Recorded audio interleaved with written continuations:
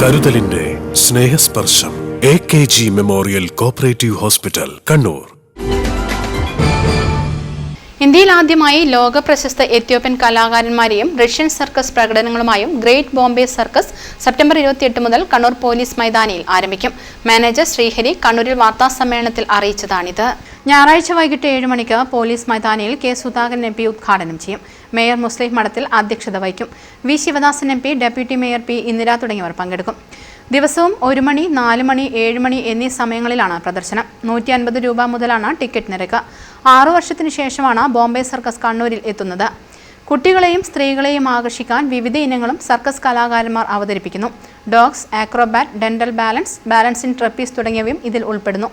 Russian ballet സംഗീതത്തിന്റെ മാസ്മരിക താളത്തിനൊത്താണ് ഓരോ അഭ്യാസ പ്രകടനവും നടക്കുക.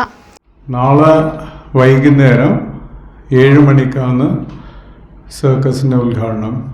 ഗ്രേറ്റ് ബോംബെ സർക്കസ് ഇപ്പം ഒരു 6 വർഷത്തിന് ശേഷമാണ് ഇവിടെ വരുന്നത്. ഈ പ്രാവശ്യത്തെ പ്രധാന ആകർഷണം ഇത്യോപ്യൻ ആർട്ടിസ്റ്റാണ്. എന്നോടൊപ്പമുള്ള ടീന ആണ് ഇതിൻ്റെ one of the main artist.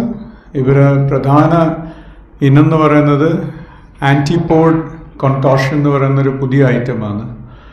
ഇപ്പം സർക്കസിൻ്റെ കാര്യം തന്നെ നമ്മൾ നോക്കുകയാണെങ്കിൽ ജിംനാസ്റ്റിക്സും ആക്രോബാറ്റിക്സും ആണ് ഇപ്പം ഏറ്റവും പ്രധാനമായിട്ടുള്ളൊരു ഘടകമായി മാറിയിട്ടുള്ളത്.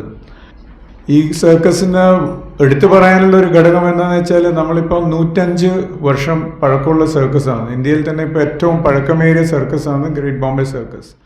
കലാകാരികളായ സബീന നേപ്പാൾ, സോണിയ കൊൽക്കത്ത, ജീന എത്യോപ്യ തുടങ്ങിയവർ വാർത്താ സമ്മേളനത്തിൽ പങ്കെടുത്തു. News bureau, Kannur. Madhurag gold and diamonds, Madhurag building, Kannur road, Chakkarakal.